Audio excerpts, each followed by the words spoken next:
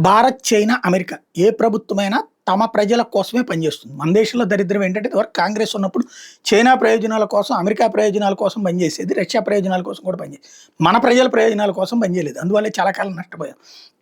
India first అన్నటువంటి నినాదంతో నరేంద్ర మోడీ తీసుకొచ్చినటువంటి కాన్సెప్ట్. దాన్ని తర్వాత అమెరికా ఫస్ట్ అంటూ ట్రంప్ వాడుకుంటున్నటువంటి సిట్యుయేషన్ చూస్తున్నాం.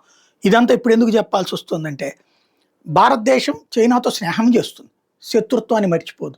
దాని వెన్నుపోట్టి మర్చిపోదు. అదే సందర్భంలో అది లేకుండా ప్రపంచంలో దాని సహకారం లేకుండా మనగలడం సాధ్యం కాదని తెలుసు. అటు అమెరికాతోనైనా అంతే. స్నేహం ఉంటుంది, శత్రుత్వం ఉంటుంది. ఇప్పుడు తాజాగా జరుగుతున్నటువంటిది ఏంటంటే మన దగ్గర ఉన్నటువంటి నేపాల్లో చైనా నడిపే రాజకీయం. దాన్ని మనం మొన్న చెక్ పెట్టాం. అట్లాగే బంగ్లాదేశ్లో చైనా నడిపే రాజకీయం మనం ఇంకో రకంగా చెక్ పెడతాం. వాడు మనతో ఓ పక్కన స్నేహంగా ఉంటేనే మన చుట్టూ గొయ్యలు తవ్వుతాడు. మరి మనం ఊరుకుంటామా? వాడి చుట్టూ గొయ్యలు మనము తవ్వుతాం. తైవాన్తో స్నేహం చేస్తాం, ఫిలిప్పైన్స్తో స్నేహంగా ఉంటాం. అట్లా రకరకాలు జరుగుతుంటాయి. తాజాగా చూస్తే $1.7 బిలియన్ మంగోలియాలో పెట్టుబడి పెడుతున్నాం. మంగోలియాలో ఆయిల్ ఉంది, విపరీతమైంది. చైనా మంగోలియాని మోసం చేసి ఆయిల్ వాళ్ళు తీసుకుంటూ వాళ్ళకి చివరికి కూలీ డబ్బులు ఇస్తున్నారు. భారతదేశం దగ్గరకు వచ్చాడు మంగోలియా హెడ్.